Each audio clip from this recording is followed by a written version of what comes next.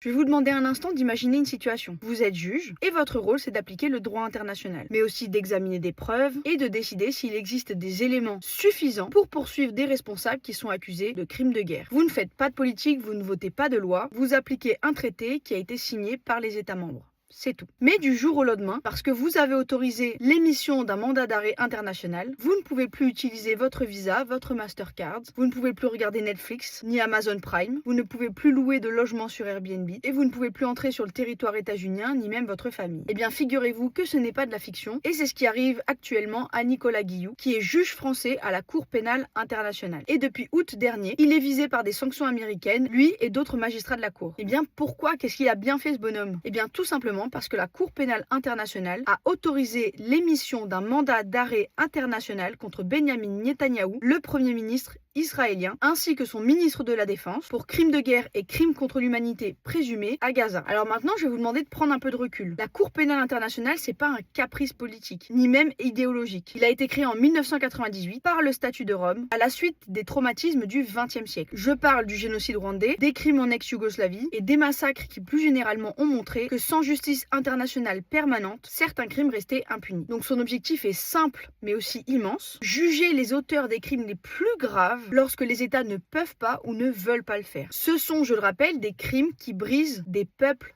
entiers. Et je le rappelle aussi, les juges de la Cour pénale internationale ne sont pas nommés par un gouvernement. Ils sont élus par les États parties. Ils prêtent serment d'indépendance. Leurs décisions ne sont pas solitaires. Elles passent par des chambres composées de plusieurs magistrats, après analyse d'un dossier instruit par un procureur. Il y a un contrôle, il y a une collégialité, il y a une procédure contradictoire. Donc on peut être tout à fait en désaccord avec une décision, on peut contester la compétence de la Cour, mais attention, sanctionner personnellement les juges d'une cour, et en l'occurrence de la Cour pénale internationale, c'est franchir un seuil. C'est exercer une pression directe sur l'acte de juger. Dans toute démocratie digne de ce nom, la séparation des pouvoirs protège les juges des représailles politiques. Parce que sinon c'est très simple, le message est très clair. Si vous appliquez le droit contre les dirigeants, vous serez puni. Donc en sachant que la justice internationale est déjà fragile, qu'elle dépend de la coopération des États, et on le voit en ce moment, c'est pas simple. Si les magistrats commencent à être personnellement ciblés, la peur va commencer peu à peu à s'installer, et une justice qui craint des représailles n'est plus totalement libre. La Cour pénale internationale a été créée pour empêcher l'impunité des crimes les plus graves. L'attaquer, c'est affaiblir l'un des rares mécanismes qui tentent de prévenir les génocides et les crimes de guerre. Alors on peut débattre de géopolitique, on peut débattre sur les conflits, on peut ne pas être d'accord, mais on ne doit surtout pas normaliser des sanctions qui sont prises